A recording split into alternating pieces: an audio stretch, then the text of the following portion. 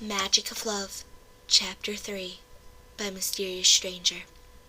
"She did what?" Rarity exclaimed angrily. I couldn't do anything. She caught me by surprise. Sorry." Fluttershy was laying on her bed, very upset with the circumstance. Just when she got enough courage to confess her love, something like this happens. "But Pinkie Pie knows about your crush on Twilight. We all know. How could she do something like this?" "Rarity." Fluttershy sat up on her bed. She didn't like it when other ponies said bad things about other ponies, especially behind their backs. Sorry, but "You don't need to apologize, Fluttershy. I think I was talking too much. I'll talk to her later, but now we need to discuss what you're going to do." Fluttershy sighed, closing her eyes and letting her head rest on the pillow again. this is hard for me. I don't know what to do. Tell me what to do, Rarity. Please help me." I'm thinking. Rarity was trying to find a way to solve her friend's problem, but couldn't come up with anything. She looked at the yellow Pegasus with a sad look. "Sorry, dear, but I can't think of anything." Tears began to run down Fluttershy's cheek. "That's okay. I guess you'll never know how I feel. Maybe it's for the best." "Don't talk like that. You two are meant to be. I won't rest until you two are together. I promise." Silence filled the room. Neither of them said anything for several minutes, until finally Fluttershy got off of her bed and hugged her unicorn friend. I appreciate what you're doing for me, Rarity. You're such a good friend. You were the first pony I told about my crush on Twilight, and you've been supporting me since then." "Oh, yeah, I remember that day when I found you looking at Twilight while hiding in the bush. I never saw you so nervous before." Fluttershy let out a giggle as they broke the hug. "I had to come with you to tell the others a week ago, remember? Everybody took the news very well, and Pinkie Pie hugged you so hard she almost broke your bones."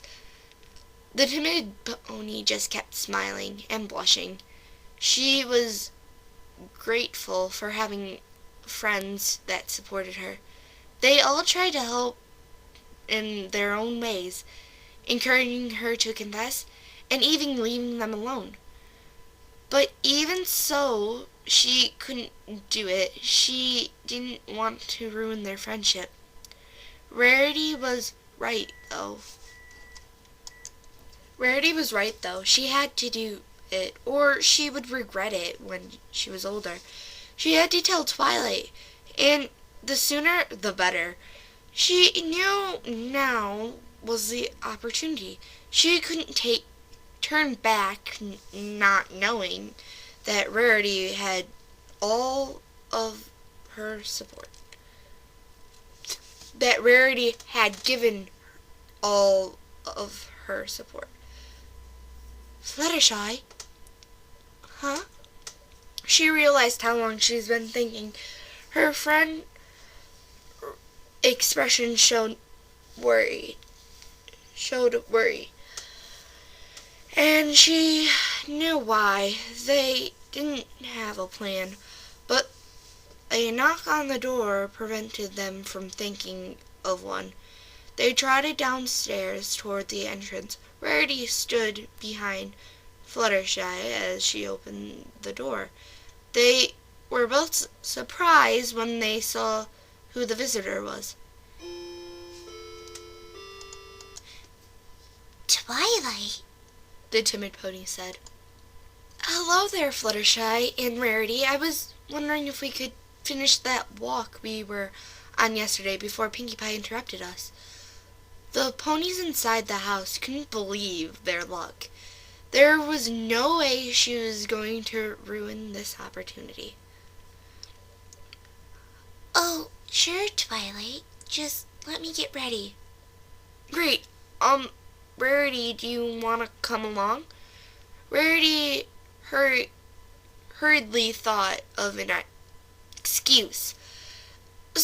Sorry, Twilight, I have to see Pinkie Pie. Maybe another time? She turned, whispered to Fluttershy, "Good luck," and she trotted away. On the first part of the walk, Fluttershy remained silent. She had more confidence than before, but still didn't know what to say. Luckily, Twilight spoke. "Sorry about yesterday, but Pinkie Pie wanted me to help her with a new cake she was making." Oh, I see. She said she wanted to make one for her next party, so I tried it, and it was delicious. The best cake I ever had. It was that good? I wish I would have tried it. I wish you would have tried it, but she didn't let me take a piece. That's okay. I guess I'll have to try it at her next party if I get invited. What are you thinking about? You're always Wait. What are you talking about? You're always invited to Pinkie's parties. Are you sure you're okay? Fluttershy stopped walking, looking down to hide her embarrassment. Twilight was right. She's always welcome to Pinkie's parties, but she was so nervous about confessing that she was thinking about things. Twilight stared at her timid friend, beginning to get worried. Fluttershy looked at her surroundings. They arrived at a hill. She could see that they weren't alone. There were couples waiting for the sunset. Twilight noticed them too, then looked back at Fluttershy. "Look at all these happy ponies. I've never really experienced it, you know." Fluttershy raised her eyes to see her crush. She was blushing harder again, and was trying to hide it. You've never fallen in love? The purple unicorn looked down. "No, I was busy studying magic back in Canterlot. Other than Spike, I didn't really have any friends until I arrived in Ponyville." She then looked back at her friend. "What does being in love feel like?" What? Fluttershy was instantly nervous. She looked at Twilight, whose face showed interest. "You know, how do you feel every time you see Big Mac?" The yellow Pegasus let out a sigh of relief. Huh. I don't like Big Macintosh. I never did. I like somebody else. Twilight got closer to her friend, making the Pegasus even more nervous. "Really? Who? Do I know this mysterious pony?" Fluttershy nodded. Who is it?" Fluttershy looked at her crush. She was ready. This was it, and nothing could ruin it. She opened her mouth, just about to say it, when... "Twilight! There you are! I've been looking for you!" Spike appeared, running with a piece of parchment in his hand. "Celestia wrote to you. It seems important." "What? Celestia wrote?" Wait. What? Celestia wrote? Twilight took the letter with her magic and read it. "I have to head back to the library. Sorry, Fluttershy. Can you tell me later?" She trotted away, leaving Fluttershy alone with the happy couples. Sure, love. She couldn't stand being there anymore, so she walked back to her home alone once again.